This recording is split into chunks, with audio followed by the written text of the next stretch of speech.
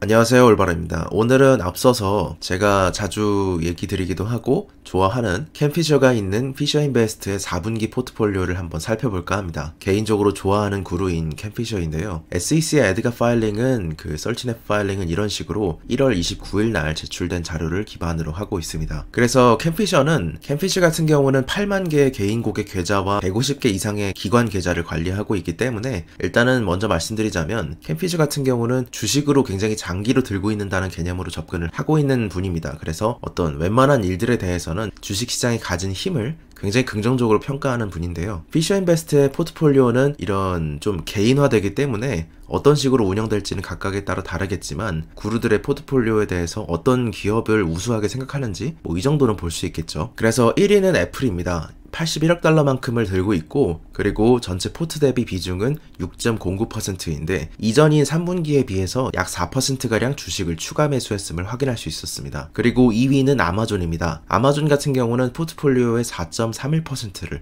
두 번째로 개별 주식을 큰 포지션으로 들고 있는데, 여기도 마찬가지로 처음에 아마존을 매입하기 시작했던 건 2011년이었고 2016년도에는 한 20% 정도 팔았다가 2017년도에도 한 16% 정도 팔고 이런 식으로 조금 비중을 낮추기는 했었습니다. 3위는 마이크로소프트이고, 마이크로소프트 같은 경우는 캠피셔가 한 10년 넘게 들고 있습니다. 그리고 4위는 비자이고, 비자는 2012년에 처음 대량 매수했는데 그 이후에는 거의 모든 분기 계속해서 사모으는 기업 중에 하나입니다. 5위는 알파벳인데, 알파벳만 이렇게 노란색으로 표시한 이유는 이번에 가장 많은 변동을 보였기 때문입니다. 지난 분기에는 2분기에 비해서 한 8% 정도 팔았는데 그것을 이걸로 가져왔는데, 그런데 이번 4분기에는 대략 한 17% 정도 지분을 늘렸습니다. 굉장히 크게 늘린 것 중에 하나였죠. 그리고 6위는 알리바바입니다.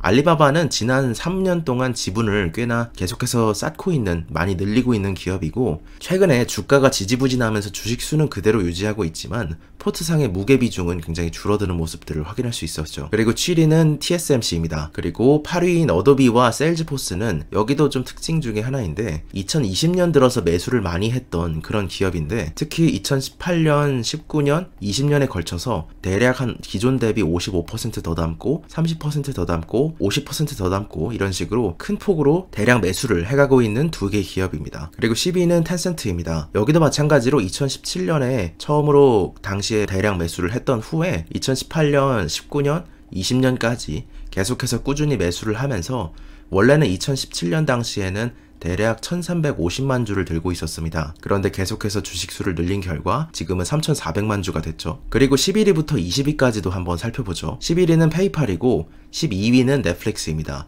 넷플릭스 같은 경우도 2020년에 지분을 대략 한 50% 가까이 많이 늘렸습니다. 그리고 13위는 ASML이고 여기는 잘 아시다시피 EUV 공정의 필수적인 주자이죠. 그리고 14위는 홈디포, 15위는 아메리칸 익스프레스. 여기는 2012년에 포트를 많이 포함했었고 그 이후에는 최근에 많이 늘린 건 2020년 2분기에 그 비중을 많이 늘렸습니다. 그리고 16위는 디즈니이고 17위는 월마트입니다.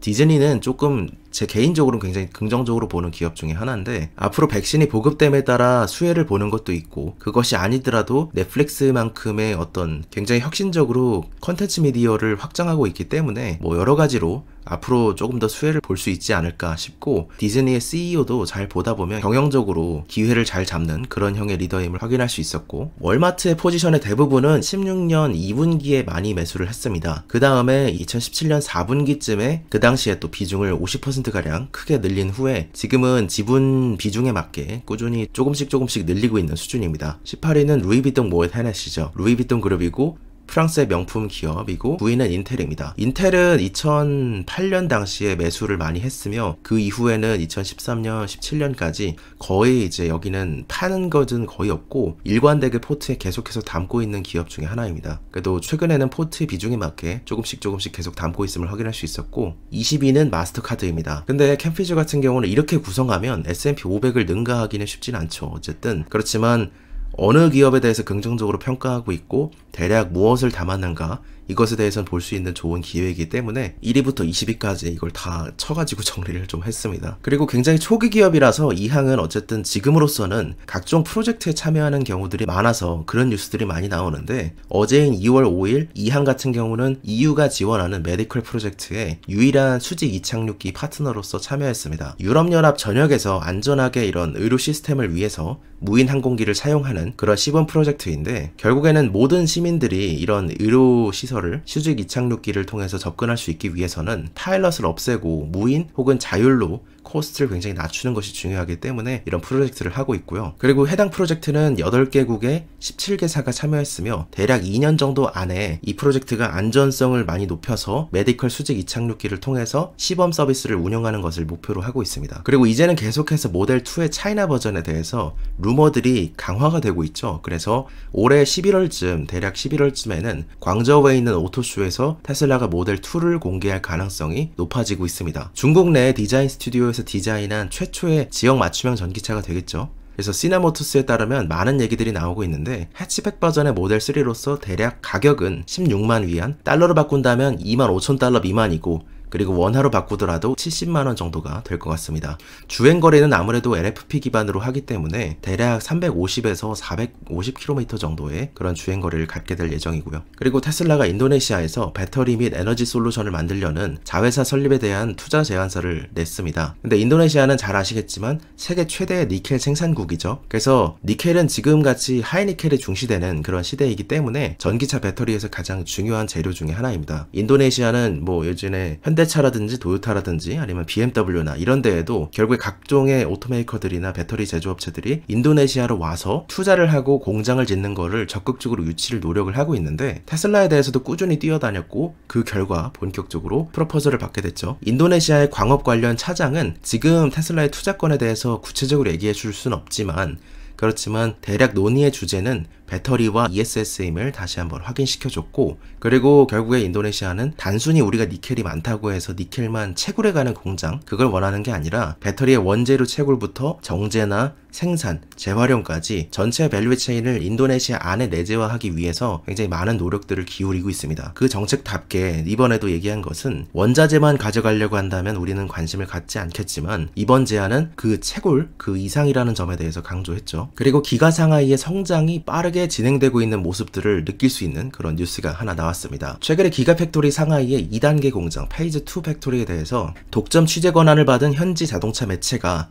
모델 Y에 대해서 몇 가지 정보를 알렸는데요. 그 중에 중요했던 건 이미 페이즈 2 공장 하루 700개 정도의 모델 Y를 만들어내고 있었다는 사실입니다. 그래서 시간당 29개 정도의 제품을 만들어진 자체의 생산을 갖추고 있기 때문에 이제는 이 정도면은 거의 매 2분마다 하나의 모델 Y를 만들어낼 수 있는 수준이죠. 그래서 이것으로 따져볼 때 대략 25만 대 정도 수준을 맞출 수 있게 되는데, 이것이 사실 매우 중요한 이정표입니다. 현지 전망에 따르면 약 20만 대 정도를 생산할 수 있겠다, 이 정도로 얘기가 되고 있는 시점이기 때문에 오히려 지금 모델 Y가 지금 생산하고 있는 속도에 비하면 조금 보수적인 것을 잡고 있죠. 그러나 어쨌든 다시 이전에 말씀드렸듯 중국의 산업증권 자료처럼 올해 모델 Y는 24만 5천 대 정도를 생산하고, 그리고 총 50만 대 정도를 충분히 생산할 수 있지는 않겠나, 이런 생각을 합니다. 그래서 왜냐하면 모델 3의 생산 속도 같은 경우도 이미 작년 2020년 11월 정도 같은 경우에도 대략 29만 대 혹은 28만 대 정도까지 생산할 수 있는 수준에 맞춰져 있는 모습을 보여줬기 때문에 모델 Y가 20만 대에서 25만 대, 그리고 모델 3가 30만 대 정도를 달성하거나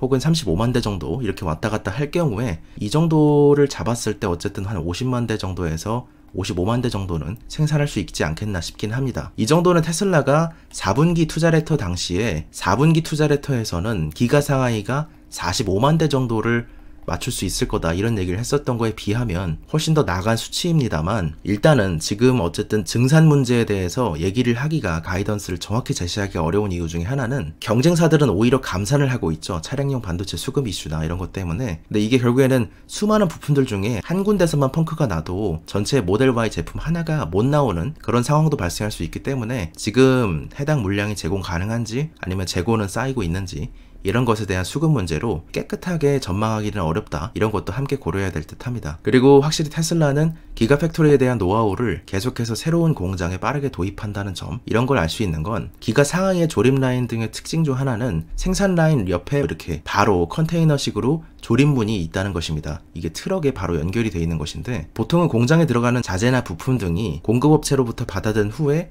창고에 배송되는 과정, 이런 것까지 있는다고 알고 있으나, 테슬라 같은 경우는 자재를 바로 생산 라인 측에서 직접 도킹하고 작은 상자로 분리한 뒤 직접 조립 라인으로 공급을 해버립니다. 그렇기 때문에 장점 중 하나는 자재를 받는 과정에서 문제를 발견할 시 좀 더 공급을, 커뮤니케이션 링크 수를 줄여서 좀 더 문제 해결의 효율성을 높일 수 있고, 예를 들어서 이런 중앙 제어 계기판을 갖다가 뽑아서 바로 생산 라인으로 들어가 자동차에 직접 조립할 수 있기 때문에 생산 라인의 프로세스를 간단화할 수 있다. 이런 점들도 장점으로 꼽히고 있습니다. 그리고 컨슈머 리포트는 매년 오너들에게 만족도 데이터를 받아서 발표를 하고 있습니다. 근데 지난 3년간 테슬라는 1위였고 올해 같은 경우도 해당 분야에서 1위로서 4년 연속으로 1위를 기록했습니다. 그 후는 이제 2위는 링컨이나 3위는 이제 램, 그리고 4위는 크라이슬러, 스바루, 현대까지가 6위로 뒤를 이었는데, 뭐 이게 꼭 어디가 좋다, 어디가 나쁘다 이런 걸 절대적으로 의미하진 않지만 오너 중에 주행 만족도 지표 중에 하나로서 생각해 볼 수는 있을 것 같습니다. 그리고 자동차의 혁신도라는 게, 이제는 예전에는 자동차는 그냥 타고 다니는 거에서 전기차 레벨로 오면서 조금 자율주행이라든지 많은 것에 관심을 기울이고 있는 소비자의 선호의 변화가 일어나고 있다고 생각되는데, 그런 점에서 자동차의 혁신도는 특별한 지표 중에 하나죠. 그래서 테슬라는 순수 전기 모빌리티 분야에서 세계 최고로 혁신적인 자동차로 있으면서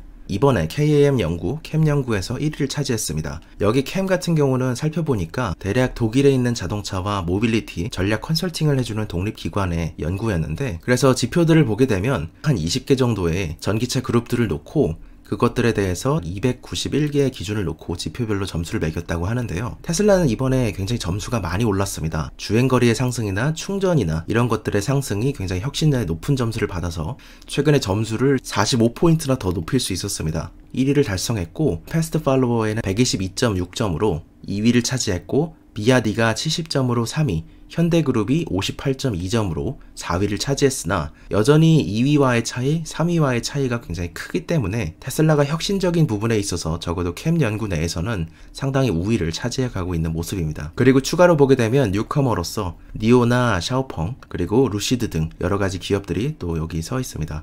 오늘의 투자의 생각은 캠 피셔의 포트폴리오와 그리고 테슬라와 이 향에 대해서 간단히 보게 되었습니다. 오늘도 좋은 하루 되시기 바랍니다. 감사합니다. 올바른이었습니다.